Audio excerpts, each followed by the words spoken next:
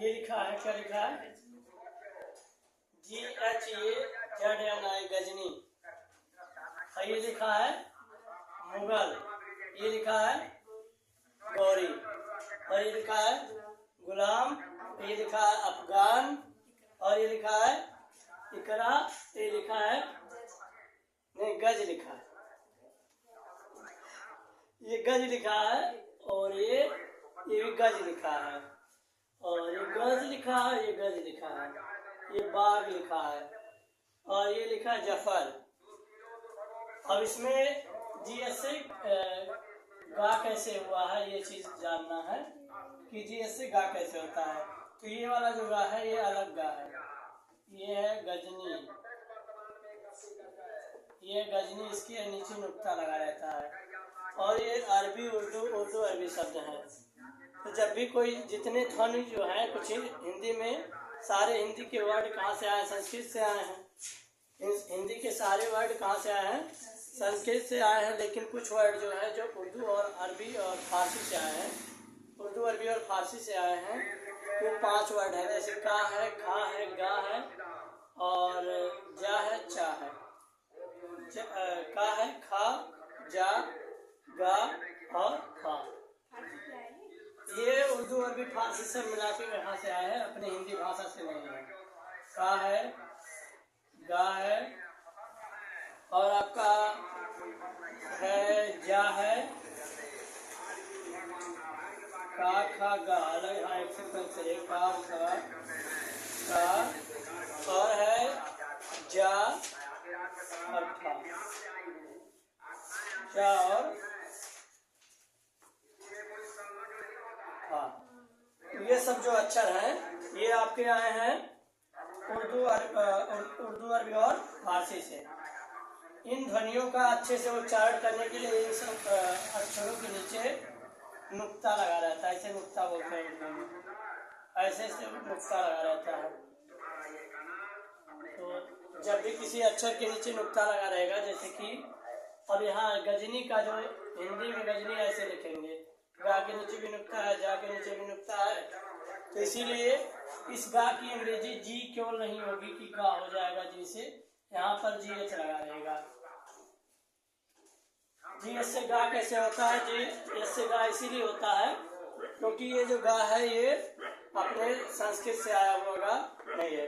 ये सब उर्दू अरबी और फारसी के ध्वनि है जिनको सही ढंग से उच्चारण करने के लिए नुक्ता लगाते हैं लोग। तो इस गा की अंग्रेजी क्या होगी? GH होगी। और इस जा की अंग्रेजी जे नहीं होगा। इस जा के लिए हम जड़ लगाते हैं हमेशा। तो अक्सर जब नाम लिखा जाता है तो पूछते नुक्ता वाला जा है कि वैसे जा है। तो मुस्लिम में अधिकतर नाम जो होता है जड़ से ही लिखा जाता है। जा जो होता है क्योंकि उनका उर्दू अरबी फारसी से है ना, तो उनका ध्वनि अलग होता है, तो उसको सही ढंग से उच्चारण करने के लिए नुक्ता लगाते हैं। जैसे देखिए यहाँ पर गज है, GA और G। गज, ये गज है। गज में हाथी होता है, हाथी। इसका देखिए अलग हिंदी निकलेगा। और ये गज है, गज, गज, ये है गज, नुक्ता वाला जा है। गज होता है दूरी वाला। गज क्या होता है? ये दूरी वाला गज होता है। तो नुक्ता का अंतर होता है, इसीलिए जो है अक्षरों में इंग्लिश में ट्रांसलेशन में भी अंतर हो जाता है। देखिए यहाँ पर BHAG बाग, ये भाग नहीं है, भाग नहीं है, ये जरिया वाला जो बाग है उसके नीचे नुक्ता ही का प्रयोग है। तो इसीलिए उसे सही ढंग से हम लिखते हैं BHAG। इतिहास में पढ़ेंगे तो आपको BHAG ही मिलेगा, बाग।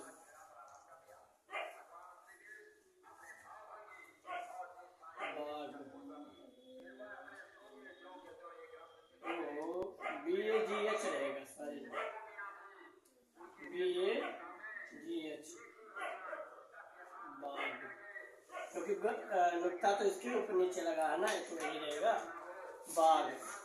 तो इस प्रकार से रहता है। और जाफर, देखिए ये जाफर जो होता है, जाफर, इसके नीचे भी नुक्ता लगा रहता है और फा के नीचे भी नुक्ता लगा रहता है और ना लिखा रहता है। तो जहाँ पर भी नुक्ता लगा होगा उसकी अंग्रेजी अलग रहेगी, इसकी अंग्रेजी अलग रहेगी। ये भी है गुलाम, गुलाम, गुलाम वंश है नहीं हो इतिहास में, तो ये सब यहाँ के शब्द नहीं है। गौरी, जी अच्छी यूँ आ रहा है, गौरी नहीं, इसे गौरी पढ़ेंगे। ये है आपका गौरी है, लेकिन किताब में जी अच्छी यूँ नहीं रहता है, तो हम अपने वाला लिख देंगे।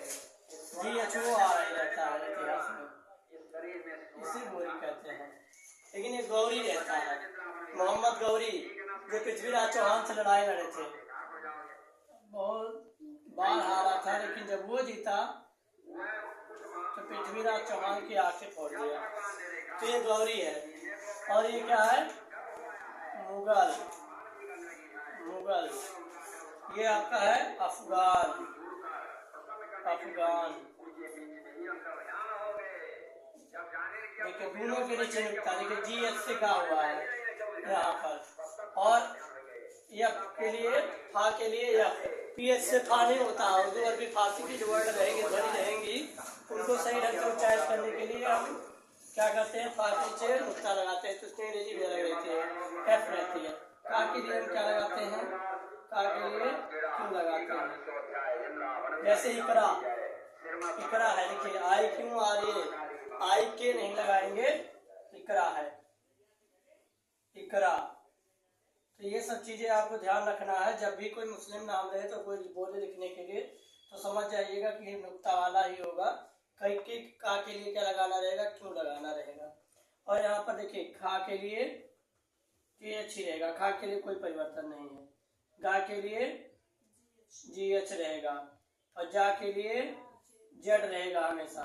फा के लिए एफ का प्रयोग हमेशा होगा। तो ये सब चीजें आपके उर्दू, अरबी और फारसी से आए हुए शब्द हैं।